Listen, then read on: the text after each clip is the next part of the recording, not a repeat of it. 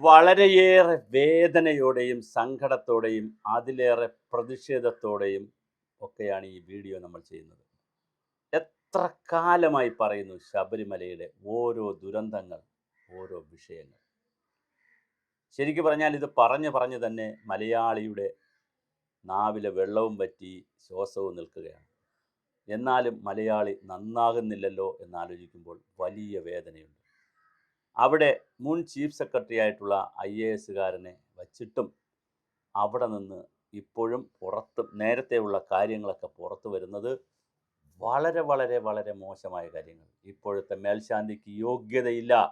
അദ്ദേഹത്തെ നിരവധി തവണ അദ്ദേഹത്തിൻ്റെ യോഗ്യതയില്ലാത്തതുകൊണ്ട് നിഷേധിച്ചതാണ്. അതിനുശേഷം അദ്ദേഹം പണം കൊടുത്താണ് അവിടെ ഇരിക്കുന്നത്.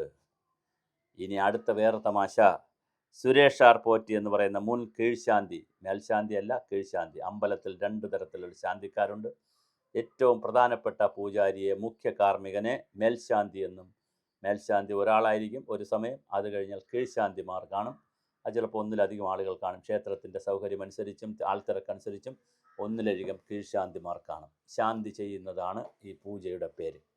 അങ്ങനെ അവിടെ സുരേഷ് ആർ പോറ്റി എന്ന ഒരു കീഴ്ശാന്തി പറഞ്ഞിരിക്കുന്നത് ഞെട്ടിക്കുന്ന വാർത്തയാണ്. മലയാളി എത്ര പേർ ഞെട്ടി എന്നുള്ളതാണ്. ഹൈന്ദവ സമൂഹത്തിനും ഹിന്ദു സമാജത്തിനും നാണക്കേടായിട്ടുള്ള വാർത്തകളാണ്. തന്ത്രിക്ക് 3 ലക്ഷം രൂപ കൊടുക്കണം ഒരാൾ പോറ്റിയാകാൻ, അവിടെ പൂജാരിയാകാൻ, ശാന്തിക്കാരനാകാൻ. ദേവസ്വം ബോർഡ് പ്രസിഡന്റിന് 5 ലക്ഷം രൂപ കൊടുക്കണം. അപ്പോൾ എന്തൊരു രസകരമാണ്. അപ്പോൾ ദേവസ്വം ബോർഡ് പ്രസിഡൻ്റായാൽ മതി, എത്ര ലക്ഷം രൂപ ഉണ്ടാക്കാം. ഒരു മേൽശാന്തി, ഒരു കീഴ്ശാന്തി ഇത്രയും കൊടുക്കണമെന്ന് പറയുമ്പോൾ മേൽശാന്തി എത്രയായിരിക്കും കൊടുക്കുന്നത്? 30 ലക്ഷം മേൽശാന്തി കൊടുത്ത കഥ നേരത്തെ പുറത്തു വന്നിട്ടുണ്ട്. പണം കൊടുക്കാൻ പറ്റാത്ത ഒരാൾ താഴെ വന്ന് നിന്നൊരു കീഴ്ശാന്തി കരഞ്ഞ കഥ വന്നിട്ടുണ്ട്. ഒരു പക്ഷേ ഈ തന്ത്രിക്കും മേൽശാന്തിക്കുമൊക്കെ വലിയ തുക കിട്ടും. തന്ത്രിയെ കാണാൻ ആളുകൾ ധാരാളം വരും. അവർ സ്വർണവും പണവുമൊക്കെ കൊടുക്കും. ഒരു സീസണിൽ കോടിക്കണക്കിന് രൂപയാണ് തന്ത്രിക്കും അതുപോലെ തന്നെ മേൽശാന്തിമാർക്ക് കോടിക്കണക്കിന് കിട്ടിയില്ലെങ്കിലും ലക്ഷക്കണക്കിന് രൂപ കിട്ടും. അതുകൊണ്ടാണല്ലോ 3 ലക്ഷവും 5 ലക്ഷവും ഒക്കെ കൊടുക്കാൻ പറയുന്നത്. ഈ പറയുന്ന അനുസരിച്ച് തന്നെ 5 3 8 ലക്ഷം രൂപ കൊടുത്താലാണ് ഒരാളിന് കീഴ്ശാന്തി ആവാൻ പറ്റുക. 8 ലക്ഷം രൂപ കൊടുക്കണമെങ്കിൽ അദ്ദേഹത്തിന് എത്ര ലക്ഷം രൂപ അവിടെ നിന്ന് ഈ 41 ദിവസം കൊണ്ട് ജനങ്ങളിൽ നിന്ന് കിട്ടും എന്നുള്ളതും വളരെ പ്രധാനമാണ്. എന്തൊരു സങ്കടകരമാണ്. എല്ലാ കീഴ്ശാന്തിമാർക്കും ചിലപ്പോൾ അങ്ങനെ കിട്ടിക്കൊള്ളണമെന്നില്ല. എന്നാലും സങ്കടകരമായ വളരെ വളരെ മോശമായിട്ടുള്ള വാർത്തയാണ് ശബരിമലയിൽ നിന്ന് ഓരോ നിമിഷവും ഓരോ ദിവസവും വന്നുകൊണ്ടിരിക്കുന്നത്.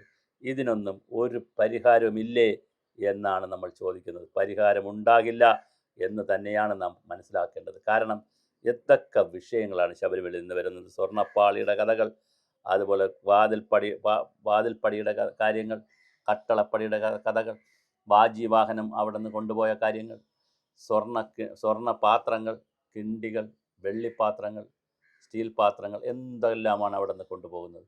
ഒരു ക്ഷേത്രം നടത്താൻ, ഹിന്ദു സമാജത്തിലുള്ള ഒരു ക്ഷേത്രം നടത്താൻ നമുക്ക് കഴിഞ്ഞില്ല എന്ന് പറഞ്ഞാൽ പിന്നെ നാം എന്തിനാണ് ഈ സംവിധാനങ്ങളുമായി നടക്കുന്നത്?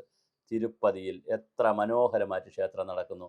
മൂകാംബികയിൽ എത്ര ഒരു വാർത്ത, ഒരു എന്താ പറയുക, ഒരു അർച്ചന റെസിപ്റ്റിൻ്റെ വാർത്ത പോലും മൂകാംബികയിൽ നിന്നോ തിരുപ്പതിയിൽ നിന്നോ ഒന്നും നമുക്ക് പുറത്ത് കേൾക്കാൻ കഴിയാതിരിക്കുമ്പോഴാണ് കോടാനുകോടി രൂപയുടെ കൊള്ള, അഴിമതി, അടിച്ചുമാറ്റൽ, സ്വർണ്ണപ്പാളി മാറ്റൽ എല്ലാം ക്ഷേത്രത്തിൽ കേൾക്കുന്നത്.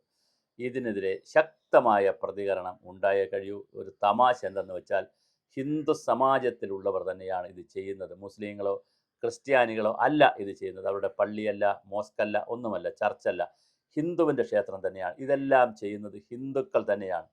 ഈ സനാതന ധർമ്മത്തിലുള്ള ഇന്ത്യയിൽ എവളെയൊക്കെ ഹിന്ദു എന്ന് പറയുന്നതിൽ അപമാനമുണ്ട്. പണം കണ്ടാൽ അഴിമതി നടത്താൻ നടക്കുന്ന ഈ വർഗത്തെ ചാട്ടവാർ കൊണ്ടടിക്കണം, പുറത്തിറക്കി വിടണം. ആര് പുറത്തിറക്കി വിടും എന്നുള്ളതാണ്. കാരണം ഇതിൻ്റെയൊക്കെ പങ്ക് എല്ലാവർക്കും കിട്ടും എന്നുള്ളത് കൊണ്ട് തന്നെ ആരും ഇറക്കി വിടാനും പോകുന്നില്ല, ഒന്നും സംഭവിക്കാനും പോകുന്നില്ല. പക്ഷേ വളരെ സങ്കടകരമായ ഒരു വാർത്തയാണ് കേൾക്കുന്നത്. വളരെ വളരെ സങ്കടകരമായ ഒരു വാർത്തയാണ് നമ്മൾ വായിക്കുന്നത്. എന്തായാലും പിന്നെ